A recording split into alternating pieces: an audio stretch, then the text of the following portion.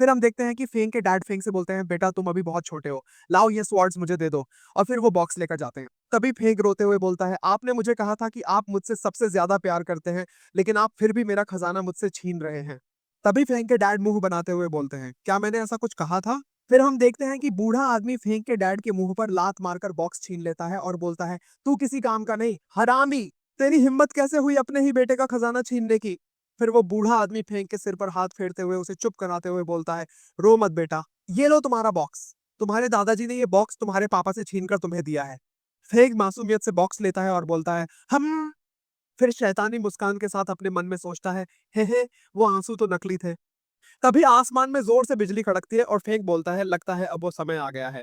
उसके बाद हम एक गोल्डन एनर्जी को पैलेस के अंदर जाते हुए देखते हैं। फिर हम देखते हैं कि डैड माथे पर हाथ रखते हुए बोलते हैं, हे भगवान, जीवे तो अभी तक बच्चे को जन्म दे रही होगी। और जल्दी से बोलते हुए भागते हैं। यहाँ पे जो कुछ हुआ उसके चलते तो मैं उसके बारे में भूल ही गया था। फिर फेंक शैतानी हंसी हंसते हुए बोलता है, तो मेरे बेवकूफ भाई, आखिरकार तुम आ ही गए। मैं पिछले 3 साल से तुम्हारा इंतजार कर रहा था। फिर हम देखते हैं कि डैड अपने छोटे भाई को गोद में लिए खड़े होते हैं और पीछे से फेंक ब्लैक ऑरा से लिपटा हुआ आता है। उस ऑरा को देखकर उसके छोटे भाई का तो डर के मारे पिछवाड़ा ही फट जाता है। तभी फेंक और भी शैतानी हंसी हंसते हुए अपने छोटे भाई की तरफ बढ़ रहा होता है। आते ही फेंक मासूमियत से बोलता है, डैड। उसकी आवाज सुनकर उसका भाई डर के मारे अपनी आंखें बंद कर लेता है। फिर डैड बोलते हैं, देखो बेटा, कौन आया है, देखो देखो। लेकिन उसका छोटा भाई डर के मारे उसकी तरफ देखता ही नहीं है और अपने डैड के कपड़ों को जोर से पकड़ लेता है। तभी फेंक बोलता है, डैड मेरा छोटा भाई रो क्यों नहीं रहा है, क्या इसके साथ कुछ हुआ है? फिर वो अपने छोटे भाई के पिछवाड़े पर जोर से खींचकर थप्पड़ मारता है। थप्पड़ पड़ते ही उसका छोटा भाई जोर जोर से रोने लगता है। तभी उसके डैड बोलते हैं, तुम ऐसे अपने छोटे भाई को कैसे मार सकते हो? फेंक बड़ी मासूमियत से बोलता है, डैड मुझे लगा कि मेरे छोटे भाई को कुछ हो गया है, इसलिए मैंने ऐसा किया। और अंदर ही अंदर एक शैतानी हंसी के साथ खुश हो रहा होता है। तभी एक सिस्टम पॉपअप होता है जिस पे लिखा होता है, आपने हेवन के चुने हुए बंदे के पिछवाड़े पर मारा है, आपको मिलते हैं 100 विलन पॉइंट्स। फिर एक और स्क्रीन पॉपअप होती है जिस पर लिखा होता है, होस्ट ने हेवन द्वारा चुने हुए बंदे को रोने पर मजबूर कर दिया है, इसकी वजह से आपको मिलते हैं 30,000 विलन पॉइंट्स। फिर एक और स्क्रीन पॉपअप होती है जिस पर लिखा होता है, होस्ट ने हेवन द्वारा चुने हुए बंदे की अपॉर्चुनिटी को डिस्ट्रॉय कर दिया है, जिसकी वजह से आपको मिलता है एक लकी ड्रॉ। उसके बाद हम फेन को अपने रूम में बैठे हुए देखते हैं। उसकी आंखें गहरी सोच में डूबे होती हैं। वो सिस्टम को ध्यान से ऑब्जर्व करता है और बड़बड़ाते हुए बोलता है, जब से मैंने कमेंसमेंट रियल्म को अचीव किया है, तब से मेरी कल्टीवेशन स्पीड फिर से स्लो हो गई है।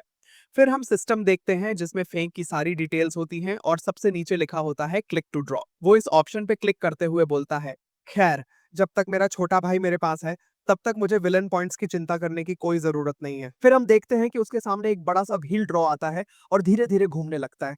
फेक उसे देखता है और उत्सुकता से बोलता है, चलो देखते हैं मुझे क्या नया मिलता है। थोड़ी देर बाद वो व्हील एक पॉइंट पर रुकता है जिस पर लिखा होता है हेवन स्लेइंग स्वॉर्ड टेक्निक।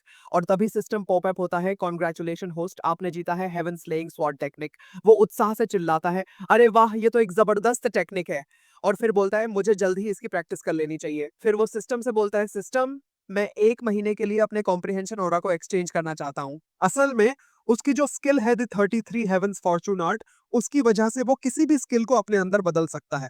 तभी एक पॉपअप स्क्रीन दिखाई देती है जिस पे लिखा होता है, इस एक्सचेंज के लिए आपके 30,000 विलन पॉइंट्स यूज किए जाते हैं। फिर हम 1 महीने बाद का सीन देखते हैं जहां फेंक का दादा आता है और खुश होकर बोलता है, अरे मेरे बच्चे, देखो, तुमसे मिलने तुम्हारे दादाजी आए हैं। ये देखकर फेंक प्यार से बोलता है, दादाजी।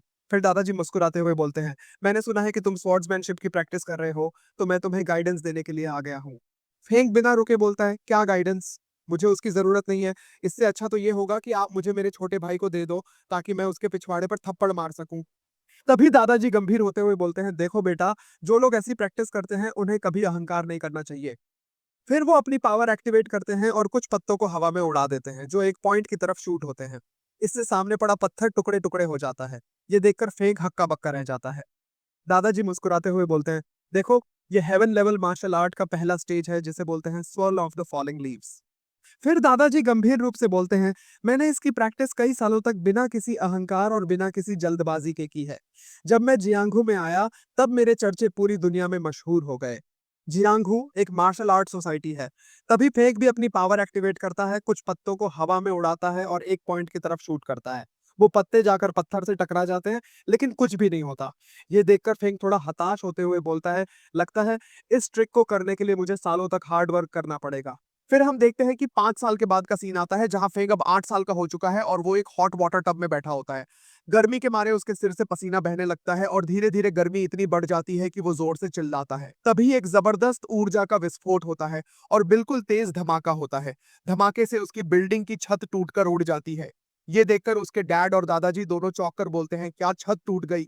फिर दादाजी हैरान होते हुए बोलते हैं, एक ने केवल 5 साल की उम्र में कमेंसमेंट रियल्म के 5वें लेवल को अचीव कर लिया और दूसरे ने 8 साल की उम्र में ही ट्रांसेंशन रियल्म को अचीव कर लिया।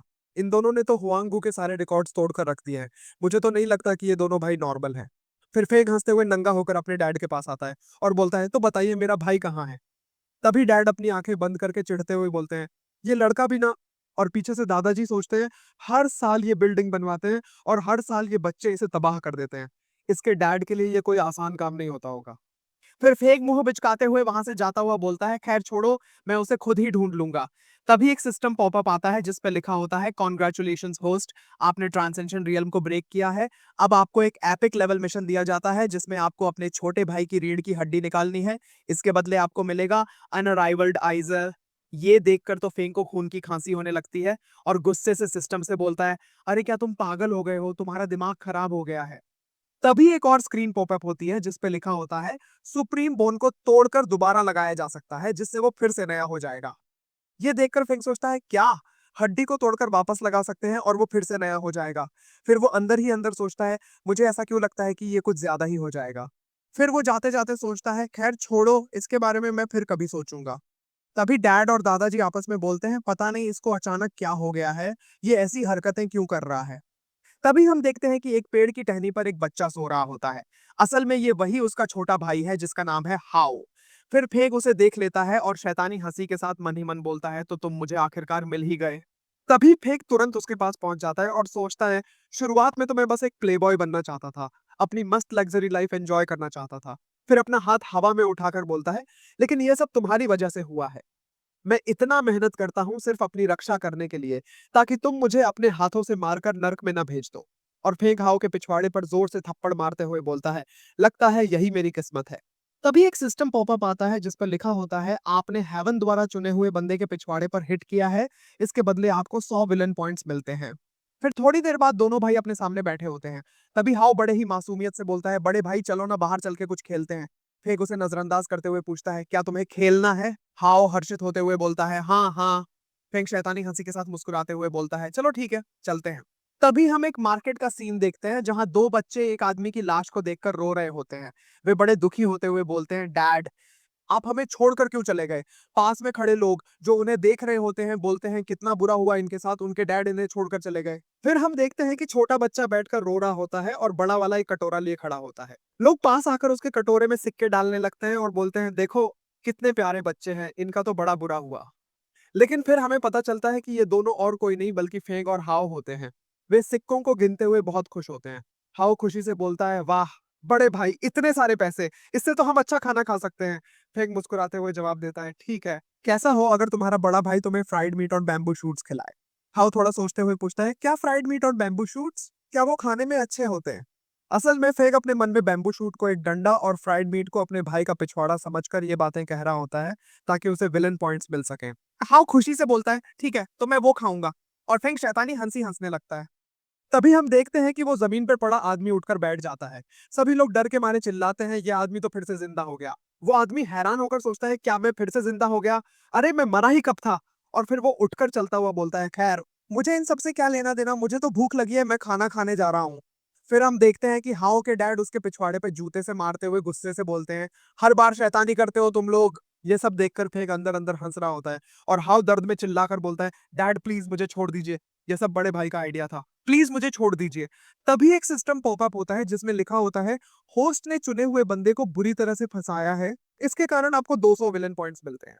फिर हाओ जोर से चिल्लाते हुए बोलता है, प्लीज डैड मुझे इस बार छोड़ दीजिए, अगली बार से मैं ऐसा कुछ नहीं करूंगा। डैड गुस्से में बोलते हैं, क्या तुम चाहते हो मैं तुम्हें छोड़ दूं? जब तक मैं तुम्हें सही रास्ता नहीं दिखा देता तब तक तुम नहीं सुधरोगे। हाओ जोर जोर से रोते हुए बोलता है, stupid dad I hate you. फिर फेक मुस्कुराते हुए हाओ के आंसू पोंछते हुए बोलता है, चुप हो जाओ मेरे भाई। और हाओ खुश होते हुए बोलता है, मेरा भाई कितना अच्छा है। फेंक फिर अपनी शैतानी हंसी के साथ सोचता है, जब तक बच्चों को इस तरह से मारना नहीं पड़ता तब तक उनका बचपना नहीं जाता।